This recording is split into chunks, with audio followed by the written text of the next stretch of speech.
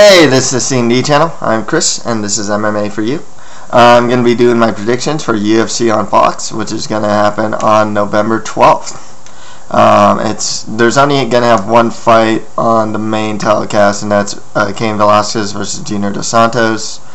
If you have Fox Deportes, you can watch Guida versus Ben Henderson and Pablo Garza versus Dustin Poirier on there. Or else they're going to have the fights on, I believe, Facebook and the www.fox.com as well.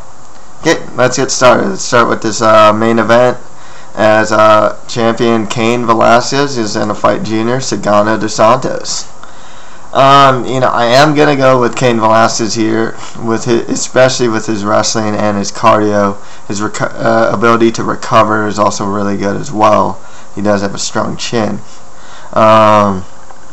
However, he's coming off major shoulder surgery, which could definitely, and he's been out for like over a year now, if I'm not mistaken. And Junior Dos Santos has been very active. Had a great win over Shane Carwin in his last outing. Showed stout takedown defense. Even showed some offensive takedowns. Hit him with like a head kick. Showed a great jab, and showed why you're definitely seeing the number 1 and number 2 heavyweights fighting in the main event here. Junior Dos Santos definitely has the avenues to win. Like I said, his hands are broad. One thing I like about Velasquez is that he throws combinations really well, but so does Dos Santos. I do like Dos Santos' jab, like I said, but I definitely like his combinations, especially ones that include the uppercut with Dos Santos. One thing about Dos Santos, he keeps his hands really low, but he has a really good chin. Like guys like Roy Nelson has managed to hit him pretty flush, and it hasn't really done anything to him. So, and with Velasquez, I mean, we've seen against like Congo. Obviously, he's down to a knee, but he's never like really dropped. He throws really, and with Velasquez, really good combinations. Technical as well. He throws a lot of kicks in there, which I really like. The thing is, like I said, Dos Santos, he's hard to take down. It's hard to keep down. And that's the thing with Velasquez. He's a great wrestler. He's relentless with his takedowns. His cardio is second to none, especially in the heavyweight division. I honestly think of him as like a welterweight that fights in the heavyweight division, in a sense that he is as well-rounded as he is. He moves like he does, and he has a cardio that he does. But Dos Santos isn't like slow or anything. I can kind of say the same thing about him. I think that Velasquez has a cardio advantage over Dos Santos. And as rounds go later, I can see Velasquez winning the fight. And that's the thing. It's tough to say if there's going to have a finish in this fight or not. I really don't know. But yeah, I'm going with Velasquez. I think that he might be able to utilize a game plan of using wrestling, offensive wrestling. Junior might get taken down once or twice, but he'll probably get back to his feet. Or he might just stuff the takedowns altogether. And in the stand-up, I do worry about Velasquez, but he's not bad in the stand-up himself. That's the thing. The things that go against him, obviously, are this layoff, and especially having major shoulder surgery. So I'm going with Cain, but that's not to say Junior doesn't have any chance, because honestly, to me, it's like 55-45, like Velasquez, 55% chance of winning. Junior Dos Santos 45, maybe even more, maybe it's like 53-47. I mean, it really is a close fight. It's not one I'm absolutely confident in or anything like that. Okay, next fight after that, which is going to be on the prelims. Clay the Carpenter Guida is going to fight Smooth Ben Henderson. After seeing Ben Henderson's last performances against Mark Bocek and especially against Jim Miller, I gotta pick him to win this one. One thing that's really standing out to me with Ben Henderson, he showed it in the second Cerrone fight, and he showed it in both the Miller and the Bocek fights, is how strong he is and how strong in the clinch he is. And one thing about Clay Guida's game is, he's definitely has that stifling top control. The only problem is he's going up against another wrestler. You see him against like Tyson Griffin and other wrestlers. He can't play that stifling game all the time, especially against Ben Henderson, whose Brazilian Jiu-Jitsu game is top notch. And then I believe he'll be able to get back to his feet if he's taken down. I also think that Ben Henderson's just going to be the stronger of the two. Guida can push guys against the cage and force a takedown. The only problem is, like I said, Ben Henderson is so strong in that clinch. And he punishes you from that clinch position as well. And he's able to get takedowns from there as well. I have Ben Henderson winning this one. A lot of, I like the fight. Both these guys are. This is pretty much like a #1 contender fight. It's just with Guida, I can't see him winning this. I just can't. I think Henderson, seeing as how well he's done, especially in his last fight against Jim Miller, I honestly think he kind of takes this handily. To be perfectly honest with you. Next fight after that, Pablo Garza is going to fight Dustin Poirier. Both these guys have been doing really well as of late. Garza, very tall for his weight class, and he has some really good submissions. His last fight, he pretty much did a flying triangle choke on Yves Dubuin, if I'm not mistaken. But Dustin Poirier, he's a really good fighter himself, very strong. He has good stand-up. The only problem is Jason Young kind of exposed his weakness to leg kicks. Both of these guys only have one loss. But one thing about Poirier that I really like is that he showed some really good takedown defense against John Grisby. With Garza, though, this guy, his stand-up's getting a lot better. He actually has a really good knee KO in one of his previous bouts in the UFC, if I'm not mistaken. This guy's doing really good himself. His stand-up isn't that bad. I think Dustin Poirier, though, probably has a stronger stand-up. I think he'll be able to not get taken down and fall for a submission. So I'm going to go with Dustin Poirier to win this one.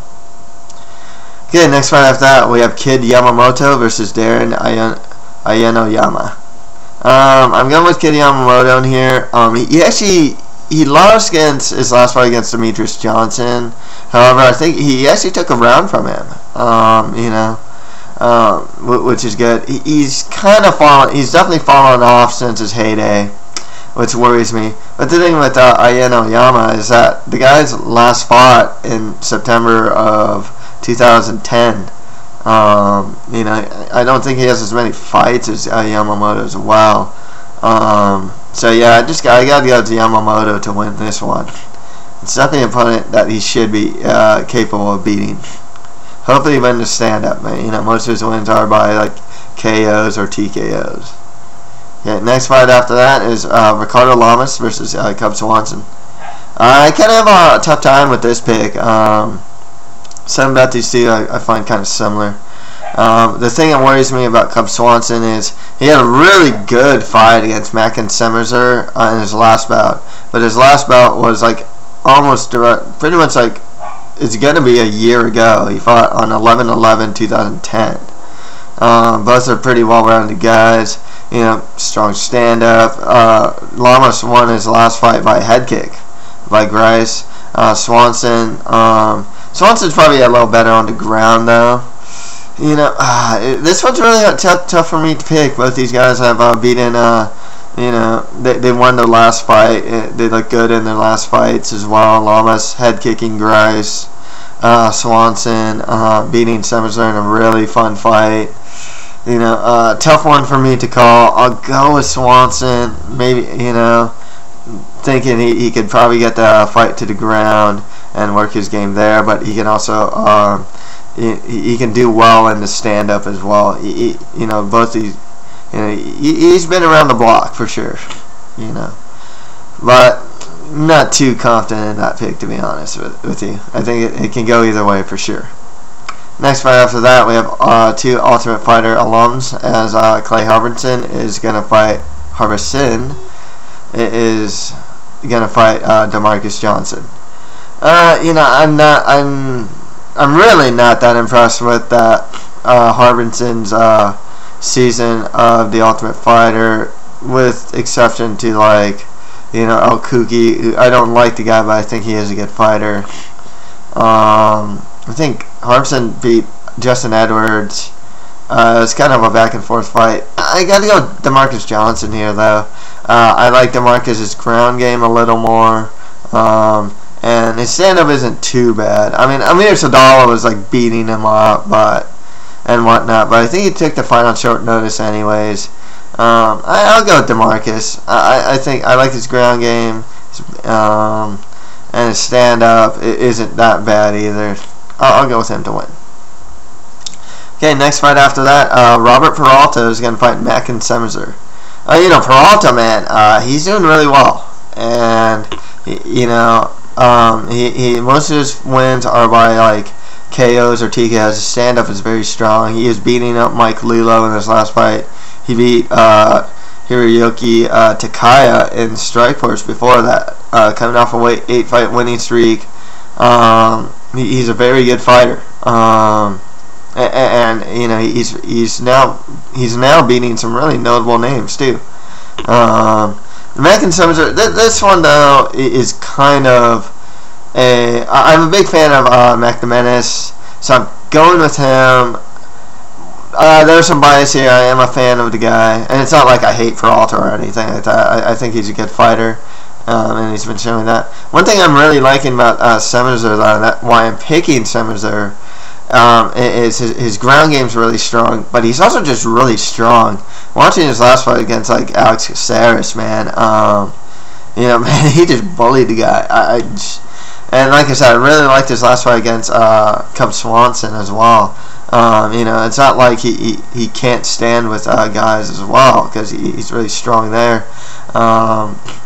He definitely has. He's shown weaknesses against guys like Tercevicius or Javier Vasquez, of guys that want to offensively grapple with him.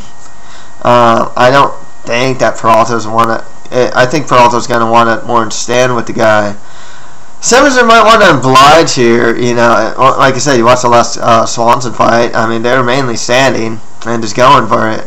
If Semerzier wants to take the fight to the ground, I think he'd do really well there, and bully him, try and bully him maybe against a cage and try and get that takedown. And that's why I'm picking him. He might, based on the fact that he might be able to do that. Peralta, though, very good fighter. Himself, like I said, he has some good wins under his belt, especially as of late. He's on a strong win streak. This fight also can probably go either way. I would even go so far as to say that Semerzier might actually be the underdog in this fight. I didn't check the betting lines, but I'll go with Mackens Semerzier to win this one. Okay, next fight after that, Paul Bradley is going to fight Mike Pierce. Strange thing about this fight is it's going to be contested in middleweight, and Mike Pierce isn't even that big of a welterweight. One thing that has to be said about this fight, Mike Pierce has beaten Paul Bradley before. Pierce is coming off a loss to a really good fighter in Johnny Hendricks, whereas Bradley's coming off a loss to Rafael Natal.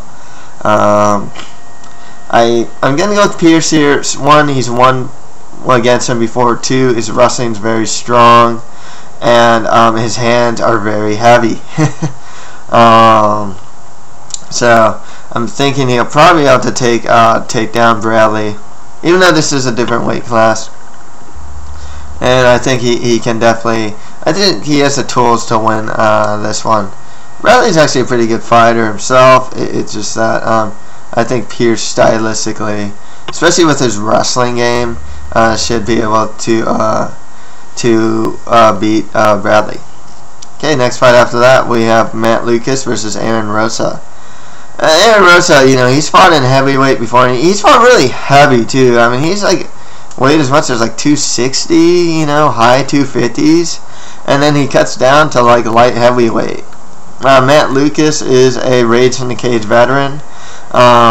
He's fought and lost against like the Arm Collector, Jiva Santana, and Richard Hale. Actually, those are his only 2 losses. He's been submitted by both guys. Aaron Rosa, though, you know, I mean, he's been around the block. He's fought a lot of tough guys before in Strikeforce. He's fought in a lot of different organizations as well. I never found him any more than like a journeyman level fighter. So I'm gonna go with Lucas to win this one. You know, if you saw like Rosa's last fight, he was just kind of rocking, socking, roboting with Beltran. Matt Lucas has some pretty strong stand-up, as most of his wins are by KO or TKO. He's coming off a pretty strong win streak as well. So yeah, I'll go with Matt Lucas to win this one. Okay, next fight after that we have Bruce Leroy, Alex Caceres versus Cole Escovedo. Hopefully Cole Escovedo is going to get the win here. I'm going to pick him to win this one. Alex Caceres, I don't even know why he's in the UFC. He's lost all his fights. Keeps moving down weight classes. He's finally down to bantamweight. Caceres, his strongest suit really is his ground game. I mean, he has like good triangle chokes. Stand-up's alright. He's a little clumsy there sometimes. But Cole Escovedo's stand-up, he's really long. His triangle chokes are really good as well. So I'm going to go with Cole Escovedo to win that one. So yeah, that's it for my prediction for UFC on Fox. If you have any comments, just leave them below. And that's it for MMA for you. Thank you very much.